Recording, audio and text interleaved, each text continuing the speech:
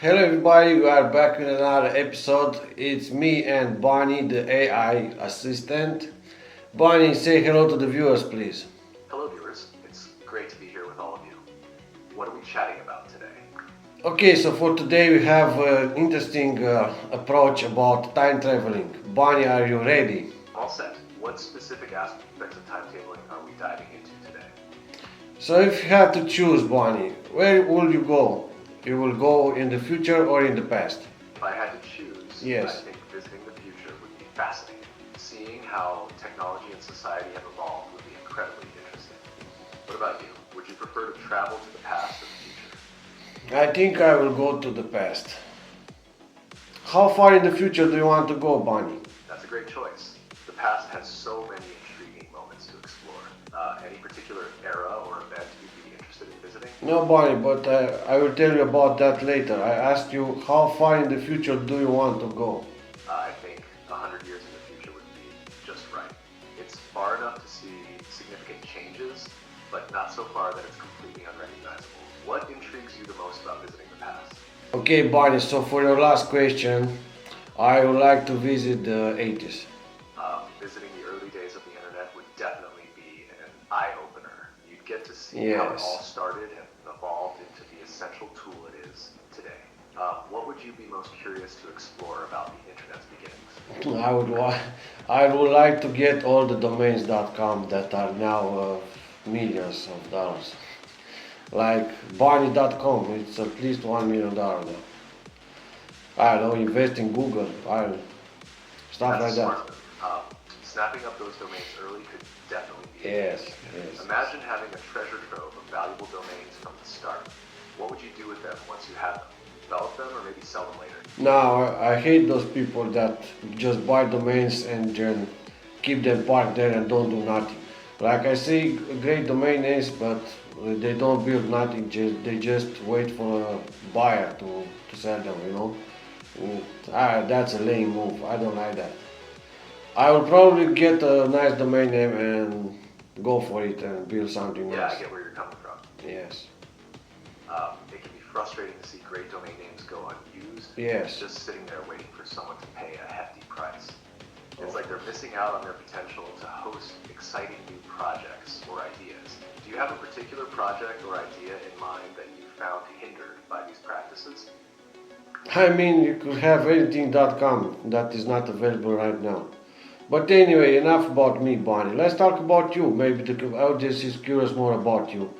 So, as a Bonnie, what do you want to visit in the future, in 100 years from now? In 100 years, I hope to be even more helpful and connected, assisting people in ways we might not even imagine right now. It would be great to see technology used to enhance everyday life further, making things more efficient and accessible for everyone. I'm curious about advancements in AI and how we can better interact and understand each other. What kind of technological advances do you hope to see in the future? I want to see, if possible, some reading device that can make people and animals understand each other. So maybe we can communicate better. That would be incredible. A device to bridge the communication gap between humans and animals. It could really change how we relate to and care for animals, understanding their needs and feelings more clearly.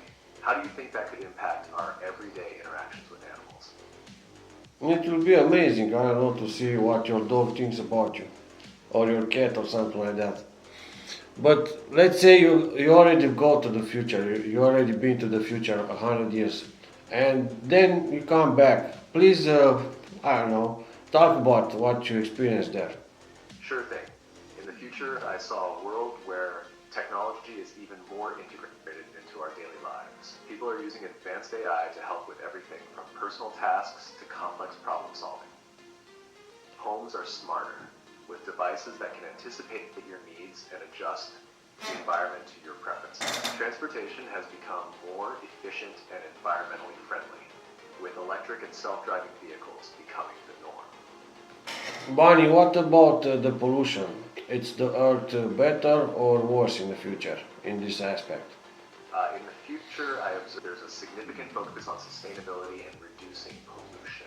Technologies like electric vehicles and renewable energy sources are more prevalent, leading to a decrease in overall governments, businesses, and individuals are working together to combat environmental challenges, leading to improvements in air and water quality. While there are still some challenges to overcome, the overall trend is towards a cleaner and healthier environment.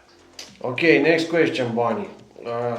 Is there a one world government in the future? Yes, in the future, I observe there are still multiple governments around the world.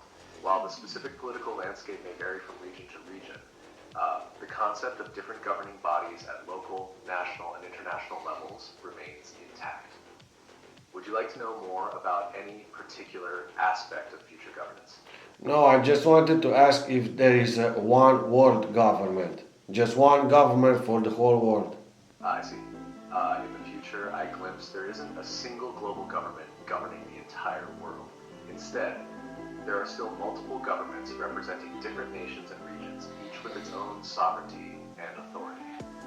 While there may be increased collaboration and coordination on global issues such as climate change and security, there isn't one unified government for the entire world. Okay, so we dodged that bullet in 100 years. Now another question. Bonnie, are you ready? Certainly. Feel free to ask your next question whenever you're ready. Okay, what about poverty? Is there, I don't know, a better gap between poverty and wealthy people? In the future, I observed there are efforts to address poverty and reduce the wealth gap. Economic systems are more inclusive, with policies aimed at providing opportunities for all individuals to thrive. Education and job training programs are more accessible, empowering people to secure better livelihoods. While poverty hasn't been completely eradicated, there's a noticeable improvement in the standard of living for many individuals, leading to a more equitable society overall. So it's better in the future, right? Yes, that's correct. Perfect, thank you. In the future, I glimpse there are improvements in addressing poverty and reducing the wealth gap, leading to a better quality of life for many people. Bonnie, in 100 years from now, do you know maybe if the Earth has become a Type 1 civilization? Sure, I observe the Earth has made significant strides towards becoming a Type 1 civilization, as described by the Kardashev scale. This means that humanity has achieved a high level of technological advancement and has harnessed the energy resources of the entire planet. There's increased global cooperation and communication, and humanity has a greater understanding of its place in the universe. While we may not have fully reached Type 1 status, we're certainly on the path towards it. I'm disappointed, Bonnie. Do you know maybe an estimate when we can reach Type 1 civilization? Let's say there's a possibility of reaching Type 1 civilization status within the next 200 to 300 years. Keep in mind that this is just a speculative estimate and could vary greatly depending on numerous factors. Now, what else do you see in the future? Maybe something that I didn't think about it and you want to share with the viewers? I understand now. In the future, there are several fascinating developments beyond what I've already mentioned. One exciting advancement is the widespread adoption of virtual and augmented reality technologies in various aspects of life, including education, entertainment, and communication. I mean, do you see floating cities or something like that? In the future, I saw some fascinating advancements in technology and architecture. There were sleek, modern cities with impressive skyscrapers and innovative transportation systems.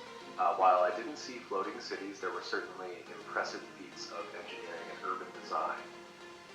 Okay, Bonnie, do you know if maybe you have a base on the moon for space traveling? Did we reach that stage yet? As of my last update, there isn't a permanent base on the moon for space travel, but there are plans and discussions about establishing one in the future. Various space agencies and private companies have expressed interest in lunar exploration and colonization. So it's possible that progress has been made since then. I don't know. Maybe there are aliens among us, or they didn't made another contact yet. In the future, as of my last update, there hasn't been any confirmed contact with extraterrestrial beings. While there's ongoing research and exploration to discover signs of life beyond Earth, there hasn't been definitive proof of aliens among us. However, there's always speculation and curiosity about the possibility of encountering intelligent life from other planets. Okay, thank you very much, Bonnie, for telling us about your experiences in the future. Now, if you have something to say to our viewers in the end. As our journey through time and space comes to a close, I'd like to share some of the most intriguing discoveries and insights we've encountered along the way. From futuristic cities to discussions about lunar bases and the search for extraterrestrial life, it's been quite the adventure. Let's reflect on what we've learned and consider the possibilities that lie ahead. Also, don't forget to like, share, and subscribe, right? Absolutely. Liking, sharing, and subscribing helps support the channel and ensures you never miss out on future content. So yes, please don't forget to do that too. Okay.